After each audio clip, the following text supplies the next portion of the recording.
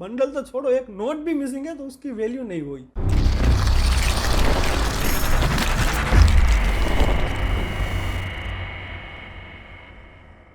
वो कहते हैं ना, जब तक नाल और नकेल नहीं लगती तब तक हर घोड़ा खच्चर दिखता है।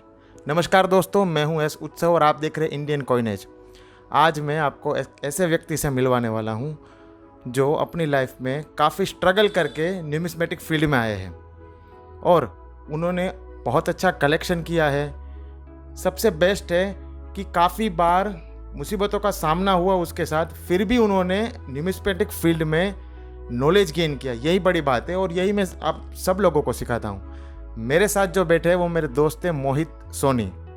चलिए मिलवाता हूँ मोहित सोनी से, लेकिन उसके पहले मैं सबको थैंक यू बोलना चाहूँगा कि आज मेरे 1000 सब्सक्राइबर कंप्लीट हो गए। Thank you so much to my YouTube family, आपने इतना प्यार दिया। और इसी तरह मेरे वीडियो को देखते रहिए, चैनल को सब्सक्राइब कीजिए और वीडियो को लाइक करना मत भूलिए और कंटेंट अच्छा लगे तो शेयर भी कर दिया कीजिए। चलिए मिलते हैं मोहित जी से। कैसे हो मोहित? अच्छा हो सर। अच्छा मोहित, बताइए कि आप कॉइन्स का कलेक्शन करते हैं कि नोट्स का कलेक्शन करते हैं? मैं ज़्यादातर नोट्स का ही कलेक्शन करता हूँ। मेरा ज़्यादातर कलेक्शन सारा बंडल्स का ही है। ओके।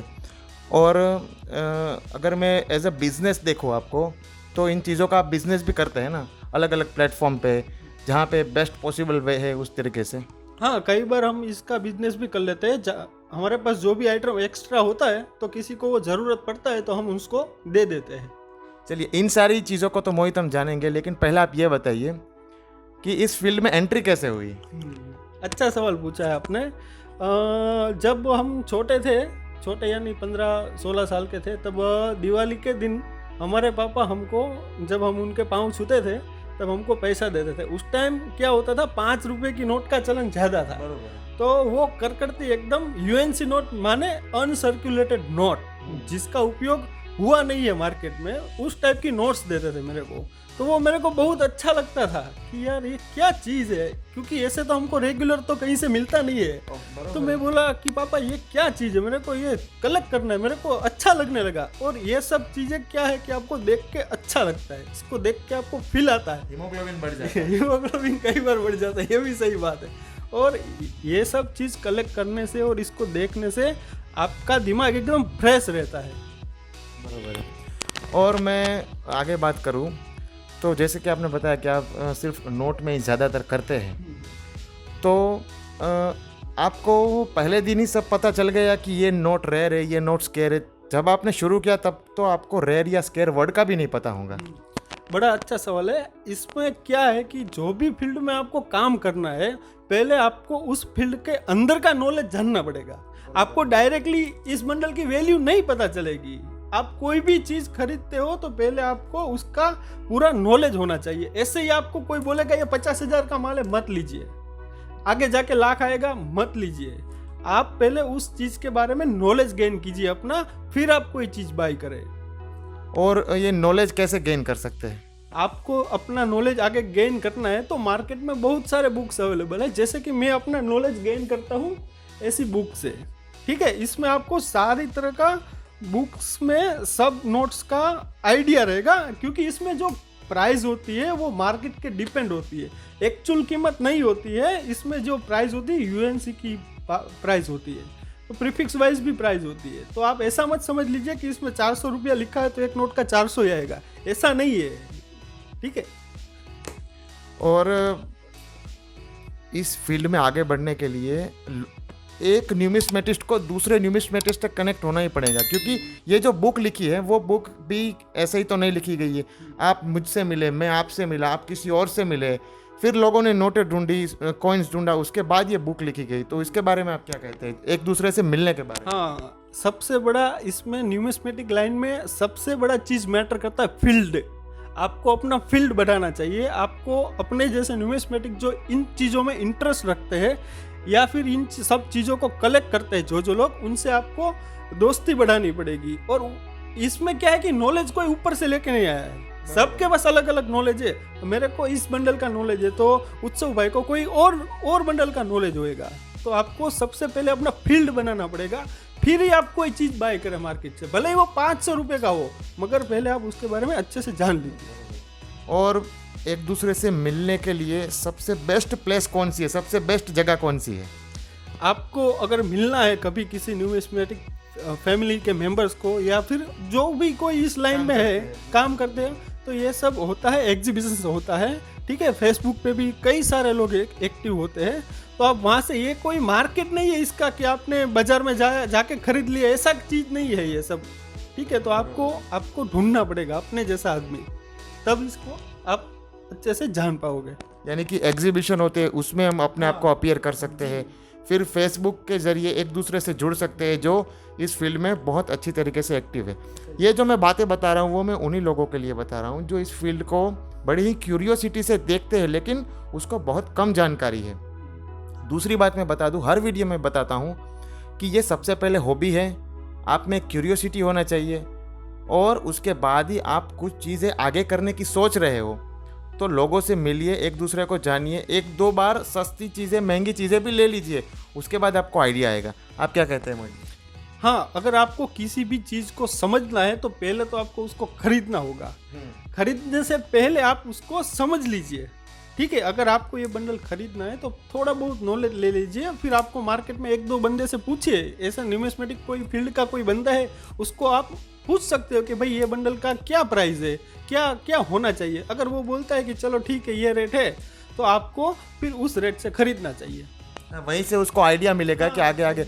और इसमें देखिए, आप भी जब आए थे तब आप भी ब्लैंक थे, मैं भी आया था 10 साल पहले, मैं भी ब्लैंक था, कुछ नहीं पता था, लेकिन क्या थी, हमें एक चाह थी कुछ करने की, और उसी तरीके से हम आगे बढ़े, लोगों से मिले, न्यूमिस्मेटिक एग्जीबिशंस में गए, और अलग अलग, मैं तो अलग अलग जगह पे भी जाता हूँ। फॉर एग्जांपल मैं कलकत्ता जाता हूँ, चेन्नई जाता हूँ, अलग अलग लोगों से मिलता हूँ। अभी क्या कोरोना काल में तो थोड़ा एग्जीबिशन इतना पॉसिबल नहीं हो पा रहा है। हाँ, डेट आती है लेकिन फिर भी उसको डिले कर दिया जाता है क्योंकि लोगों की सेफ्टी के लिए।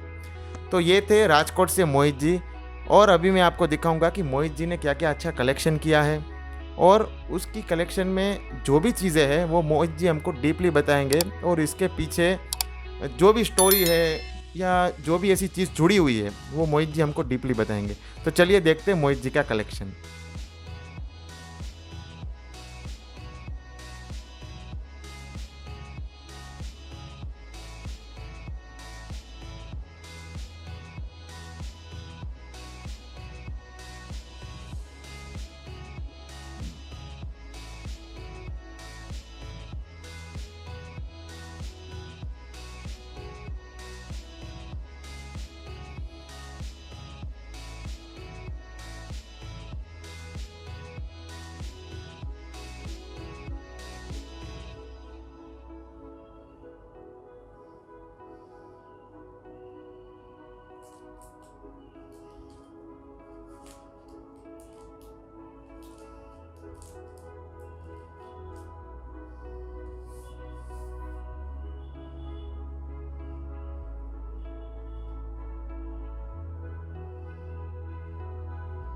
चलिए दोस्तों, आज मैं आपको दिखाता हूँ मेरा कलेक्शन। ये 5 रुपए का फाफड़ा इश्यू है, जो आप बोलते हो बिग साइज नोट, ये वाला है, इसको बोलते हैं फाफड़ा नोट। ये है 10 रुपए का पूरा सीरियल बंडल है, यूएनसी कंडीशन में, इसको बोलते हैं शालीमार इश्यू बंडल। जो हमारा शालीमार गार्डन है इसका पोर्ट्रेट पीछे छपा हुआ है। और ये बंडल है 5 रुपए का केआर पूरी, ये थोड़ा सा स्केयर बंडल आता है, और इसमें होली नंबर भी एंडिंग है, 786 नंबर एंडिंग का है। ये सब आपको तभी पता चलेगा, जो हम बोल रहे थे ना पहले, कि आपको कोई भी चीज़ खरीदना हो तो पहले उसके बारे में जानना पड़ता है। तो हमने इसमें अपना नॉलेज लगा के और अपने दोस्तों से पूछ कर ये हमने सीखा है, तो हमको ये सब माहिती मिलता है इन सभी बुक्स में से, ठीक है। ये 50 रुपए की गड्डी, श्री रंगराजन गवर्नर है, इसका फुल गड्डी है पूरा।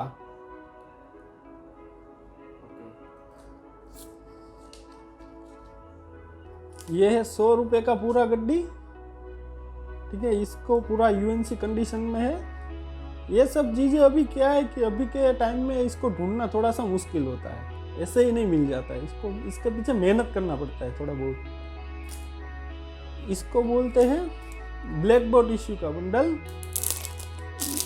इसका जो जब इश्यू हुआ था 1992 में, ये पूरा यूएनसी गड्डी है। ये ब्लैक बोर्ड बंडल की कीमत है 2 करोड़ 3 करोड़, लेकिन ये सारी बात गलत है। ये अच्छा आइटम है, स्केयर आइटम है, मगर इतनी कीमत नहीं होती है। आप किसी फ्रॉड व्यक्ति के चक्कर में ना फंसे। तो इसकी मैक्सिमम न्यूमिस्मेटिक वैल्यू कितनी होगी ये ब्लैक बंडल की? इसकी मैक्सिमम न्यूमिस्मेटिक वैल्यू तकरीबन 3 से 4 हज़ार रुपये की होती है। और आगे कलेक्शन दिखाइए।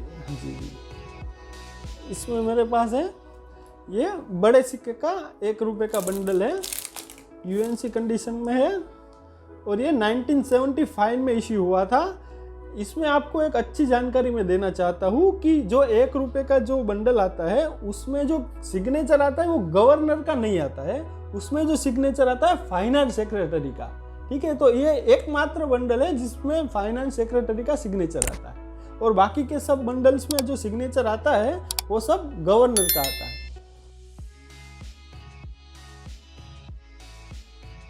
चलिए मैं आपको दूसरा भी मेरा कलेक्शन दिखाता हूँ।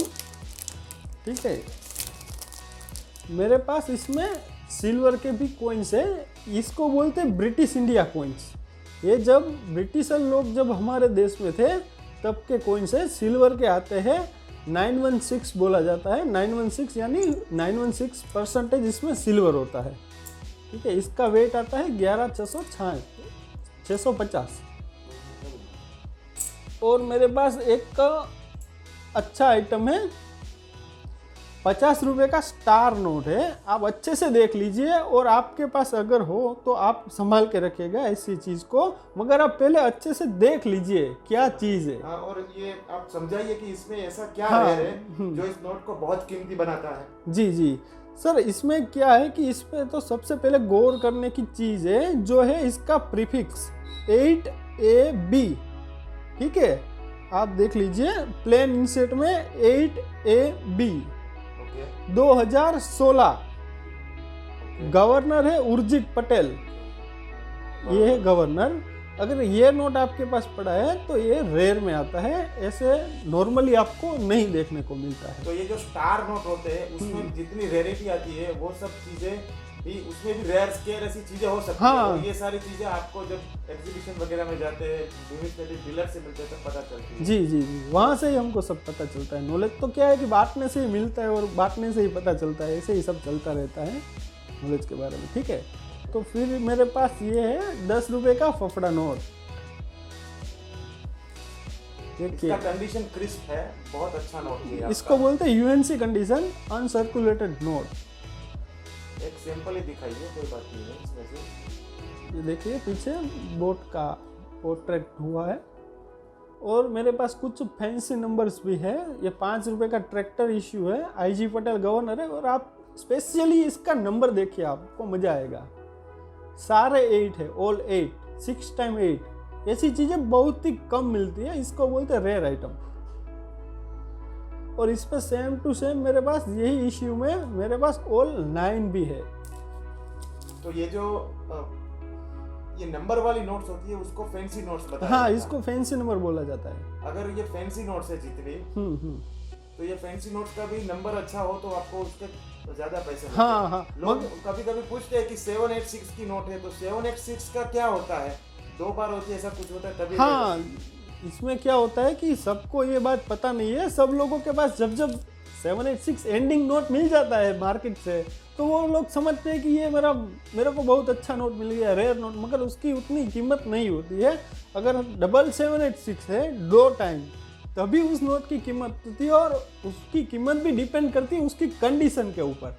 जब कंडीशन अच्छा होएगा तभी पैसा आपको अच्छा। और न्यूमिस्मेटिक फील्ड पूरा इसमें आपका कंडीशन मैटर करता है। जब आपके पास कंडीशन वाला माल होगा, हाथों हाथ बिक जाएगा। आप अपने माल को बेचने की जल्दी मत कीजिए, पहले आप उसको समझिए। डायरेक्ट माल बेच मत दो, पहले आप उसको समझ लो। हो सकता है कि उसको आपके ज्यादा पैसे मिले और हो सकता है कुछ भी ना मिले। हाँ, सही लेकिन बात। इससे एक चीज तो होती है कि आपको नॉलेज अच्छा आ जाता है, ज्ञान हो जाता है। फिर आप जब नॉलेज आ जाएगा तो आप इस लाइन से बहुत अच्छे से जुड़े रह सकते हैं। जी। तो फिर अगर फैंसी में भी और कुछ अच्छा है आपके पास? हाँ है ना, मेरे पास एक पूरा सेट पड़ा है। ये शालीमार इश्यू का सेट है, शालीमार गार्डन जो होता है ना उसका इश्यू का सेट है पूरा। ऑल 1 से ऑल 9 तक का सेट है। ये देखिए, ये ऑल 9 है, ये ऑल 8 है, ये ऑल 7 है, ये ऑल 6 है, ये ऑल 5 है, ये ऑल 4 है, ये ऑल 3 है, ये ऑल 2 है और ये ऑल 1 है। ऐसी चीज़ों को आप रेयर बोल सकते हैं। ये सब चीज़ आपको मार्केट से ऐसे ही सर्कुलेशन में कम मिलती है, ठीक है। तो आप ऐसी चीज़ें कलेक्ट करोगे तो अच्छा रहेगा, फ्यूचर भी अच्छा है। क्या मिसिंग है अभी इस सेट में आपको पता हो या नो, बहुत कम लोगों को जानकारी होगी। अगर न्यूमेस्मेटिक फील्ड से आप वाकिफ हो तब आपको जानकारी होगी कि 7 डिजिट का भी नोट आता है, 1 उसके पीछे 60, यानी कि 10 लाख नंबर, ठीक है। वही सेट को कंप्लीट करता हाँ वही सेट को कंप्लीट करता है। तो वो और आपके पास ये ब्लैक बोर्ड वगैरह है, उसकी कंडीशन अच्छी है और क्वांटिटी भी अच्छी है। हाँ। सारे एक साथ दिखा दीजिए कलेक्शन। ये इसको ये सब जो कंडीशन है इसको जैम यूएनसी कंडीशन बोलते हैं। हमारे फील्ड में जो कंडीशन मैटर करता है ये पूरा जैम बंडल्स है। अगर आपको कॉमन बंडल मिल जाएगा कॉमन कंडीशन का, मगर आप ये एक मैं आपको एक दिखा देता हूँ जैम यूएनसी का, आपको सैंपल दिखा देता हूँ, देखिए संभाल के खोलना पड़ता है। हाँ पूरा बहुत, एक भी दाग नहीं होगा एक बंडल पे, पूरा क्लियर कट बंडल होगा, कोई भी दाग नहीं होगा। इसको बोलते हैं jam UNC condition, pure chocolate. देख लीजिए आप, ऐसी कंडीशन आपको अच्छा दाम दिलाती है मार्केट। और मेरे पास है इसमें पीकॉक इश्यू, आईजी पटेल का पीकॉक का बंडल है। इसका डिमांड सबसे ज़्यादा रहता है मार्केट में, सबसे बेस्ट आइटम है, यूएनसी बंडल है पूरा का पूरा।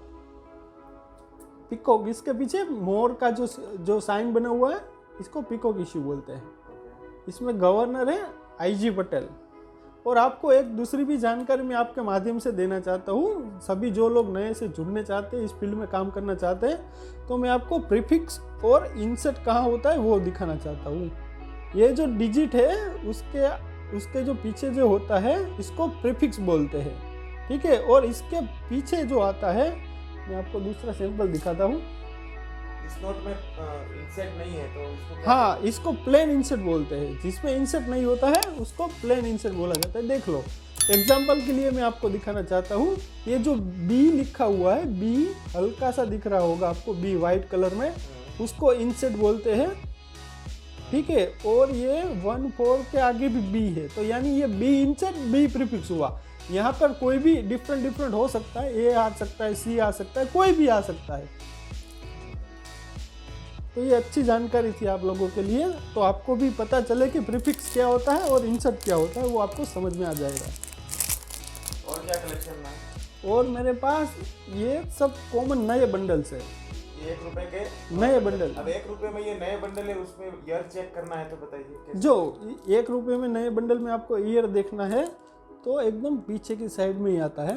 ये 2019 का है और ये 2018 का है। ये 2000 1 रुपए में सारे में पीछे डेट आ ही जाती है ना? हाँ, सारे में आ जाती है। अगर किसी को चेक करना है कोई और बंडल है और डेट चेक करना है तो वो कहाँ से चेक करेंगे? 5 रुपए के ये सब पहले वाले जो बंडल आते थे उसमें डेट नहीं आती थी, ठीक है। तो आपको ये सब डेट और सब इसका इंफॉर्मेशन चेक करना होता है, तो आपको बुक्स में हमने दिखाया, तो वहाँ जाके आपको प्रीफिक्स और इंसर्ट चेक करोगे तो आपको उसका date, issue of the date पता चल जाएगा।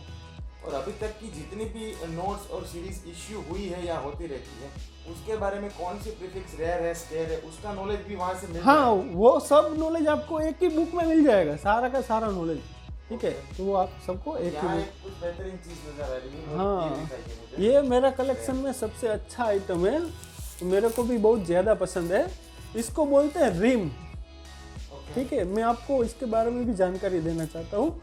10 गड्डियाँ बनाकर एक रिम कंप्लीट होती है, तो ये पूरी की पूरी रिम है 10 गड्डिए की, ठीक है। ये आपको ऐसे ही कभी भी नहीं मिलता है, ये आपको एग्जीबिशन से ऐसे ही कलेक्ट करना पड़ता है, कॉमनली मिलना बहुत ही रेयर है।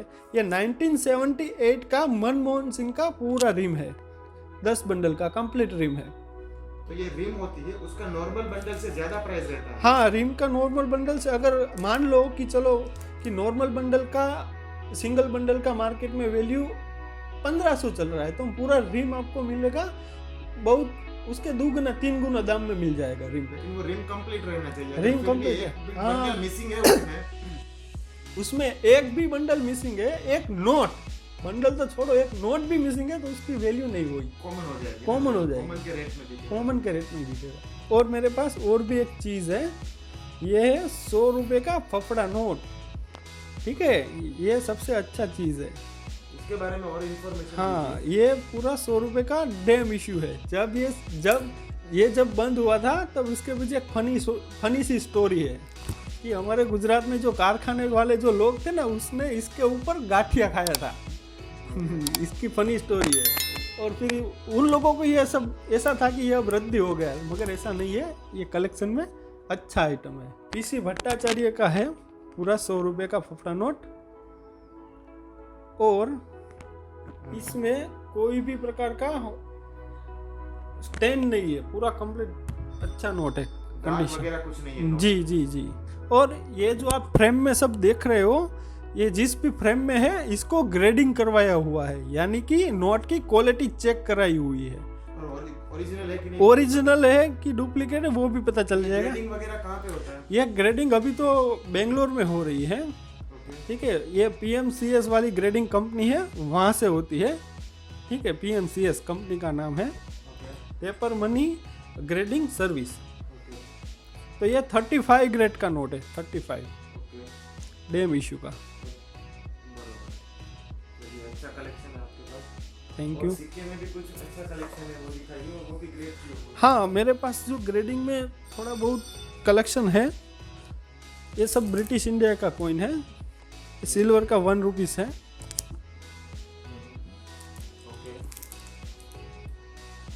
ये भी ग्रेडिंग किया हुआ कॉइन है, AUNC कॉइन है, 58 ग्रेड का कॉइन है, विक्टोरिया का है। और ये एक आना का कॉइन है, 1 आना।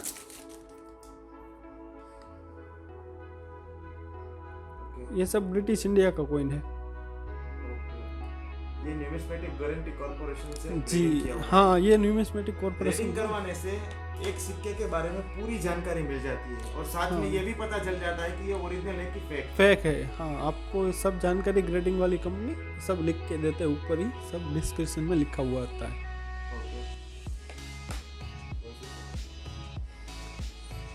ये 2 आना है, ग्रेडिंग किया हुआ, 1936 का बॉम्बे मिंट का है ये कॉइन। देखिए UNC कंडीशन है इसका, 63 ग्रेड है। तो ये था पूरा कलेक्शन मोहित सोनी जी का, जिसमें हमने देखा कि एक बढ़िया सी रिम थी, एक डेम का नोट था, और साथ में काफ़ी सारे बंडल जो आम लोगों के घर या आम चलन में हम अभी नहीं देख रहे हैं। तो ये सारा मोहित जी का कलेक्शन है। मोहित जी और भी कलेक्शन करते हैं, लेकिन यहाँ पे डिस्प्ले के लिए हमारे लिए टाइम निकाल के उन्होंने दिखाया ये सब, और ये सब चीज़ें मैं व्यूअर को दिखाना चाहता हूँ कि ताकि वो समझे कि ये 1 रुपये की नोट जो वो बोल रहे हैं कि पुरानी है, लेकिन बीच में से मुड़ी हुई 1 रुपये की नोट होगी तो भी उसकी कुछ भी वैल्यू नहीं रहेगी। हाँ, मैं आपको यही बात बताना चाहता हूँ कि कई लोग ऐसा समझते हैं कि हमारे पास 1988 का सिक्का है, उसकी कीमत ज़्यादा होएगी जब वो 100 साल पुराना है, मगर ऐसा नहीं होता है। अगर उसकी क्वालिटी, उसकी जो मिंटेज होती है, जब उसकी छपाई हुई थी वो कम हुई होती है, ऐसी चीज़ों का दाम होता है। आप ये मत समझिए कि 100 साल पुराना सिक्का है तो लाखों करोड़ों में बिक जाएगा, ये सरासर गलत फहमी, ठीक है। आप पहले उसका नॉलेज लीजिए। तो देखा दोस्तों, कैसे एक ज़ीरो से मोहित जी ने बहुत अच्छा कलेक्शन शुरू किया, अपने आप को एजुकेट किया। उसी तरीके से मैंने ये चैनल इसलिए शुरू किया है कि जो लोग जिसमें क्यूरियोसिटी है ओल्ड कॉइन्स को, ओल्ड पेपर मनी को लेके, वो अपने क्यूरियोसिटी को सबसे पहले नॉलेज में कन्वर्ट करें, उसके बाद ही वो कुछ अच्छा कर पाएंगे। तो आज हमने देखा कि मोहित जी ने कैसे एकदम बढ़िया तरीके से कलेक्शन सजाया हुआ है, कंडीशन का कलेक्शन सजाया हुआ है। मोहित जी बताते हैं कि कौन सी रेयर नोट है, स्केयर नोट है, वो सारी चीज़ें बुक से मालूम होती है। तो आप अपने आप को एजुकेट कीजिए। और मोहित जी और कुछ कहना चाहेंगे आप? बस मेरा तो एक ही कहना है कि आप पहले सभी चीज़ों का नॉलेज लीजिए, फिर अपने आइटम को बेचने का सोचिए। अब अपने दिमाग से बेचने का निकाल दीजिए, पहले उसको समझना सीखिए, फिर आप उसको बेचने की सोचें। जब आप किसी भी चीज़ को समझने लगते हो, तब आपको उसको बेचने का मन नहीं होता। हमको भी ये सब बेचने का मन नहीं होता है, हम ऐसे ही रखते हैं हमारे पास। Very good. तो इस तरीके से कलेक्शन किया जाता है। आगे भी और वीडियो लेके आऊँगा ऐसे ही अच्छे अच्छे कलेक्टर्स के, न्यूमिस्मेटिक डीलरों के, और हम एग्जीबिशन भी एक्सप्लोर करेंगे। मेरे आज 1000 सब्सक्राइबर कंप्लीट हो गए, उसके लिए मैं बहुत खुश हूँ और आपका तहे दिल से शुक्रिया करता हूँ। ये थे मोहित सोनी। मिलते हैं अगले नए वीडियो में। चैनल को सब्सक्राइब कीजिए, वीडियो को लाइक कीजिए, और कंटेंट अच्छा लगा है तो शेयर करना मत भूलिएगा। आज के वीडियो में इतना ही। Thank you so much. जय हिंद।